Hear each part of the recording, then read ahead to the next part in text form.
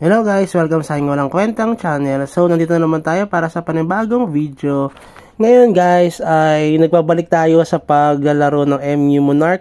Pero hindi naman tayo natigil. Tamang AFK lang tayo guys. So, nagpapalevel tayo. Tayo ay level 657 na.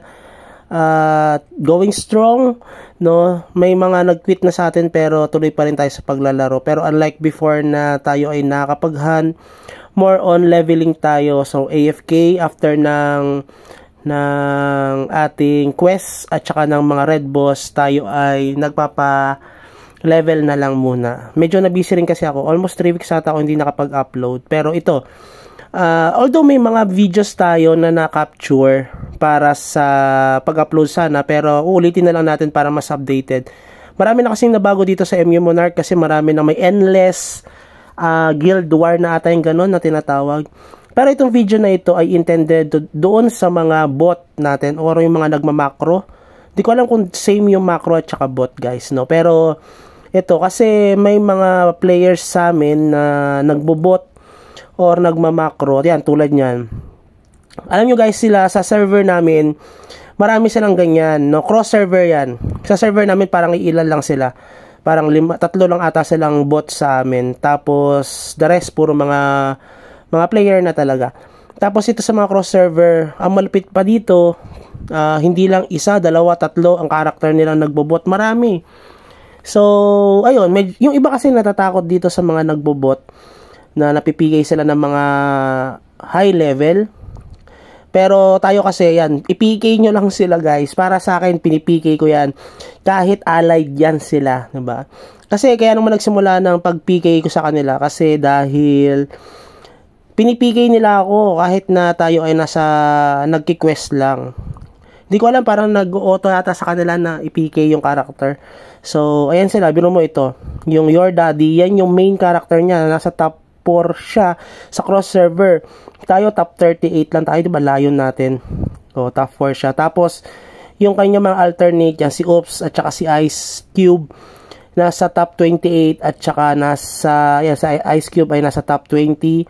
Si Oops naman ay nasa rank 28. So, mas mataas sa atin yan. Pero, binabanhatan natin yan guys, no? Kapag nagising naman sila, pinapatay din naman nila ako. Pero, ayun nga, kapag ang ginagawa ko syempre para makabawi, kapag nagre-red boss sila, inaagaw ko rin yung red boss nila, pinapatay ko rin, di ba? Parang quits lang. Huwag kayong matakot dyan sa mga bot na yan. Hindi na nga sila lumalaban ng patas eh, di ba? Tapos, matatakot pa kayo sa kanila. Palag lang ng palag. Magigising lang din yan. Kunyari, naburo sila, lagi nila kayong i-PK din, okay lang. At least nagagamit din yung oras nila, di ba? Yun nga lang, syempre, parang may reflection sa akin dito pag nagsama-sama kami, lagi ako ipipigil nito mga to. Pero wala, laro lang tayo, di ba? Ganun talaga ang buhay, di ba? So, kaysa naman na pabuli tayo dito sa mga players na to, hindi na nga lumalaban ng tama, nagbobot na nga, tapos ipipigil pa tayo.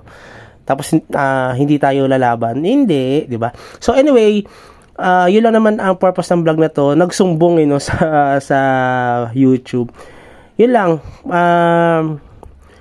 Laro lang kayo guys kahit na may mga bots sa server nyo. Hindi naman kasi maiwasan yan. Even yung mga bagong servers ngayon, 607 nata yung bago or 615.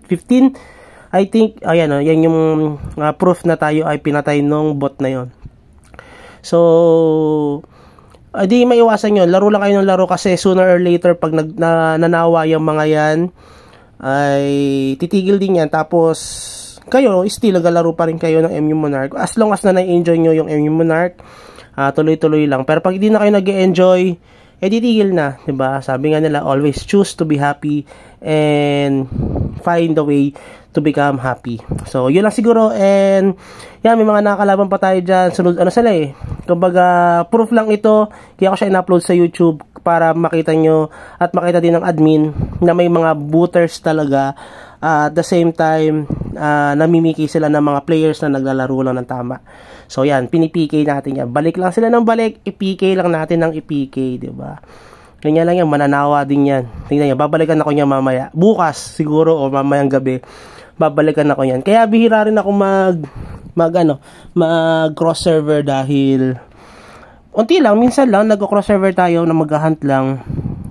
Kasi dito lang naman sila naglalagay sa Sanctuary 5. Malapit na tayo mag-Sanctuary 6, guys. So, yun lang, and thank you, and have a good day. Bye-bye!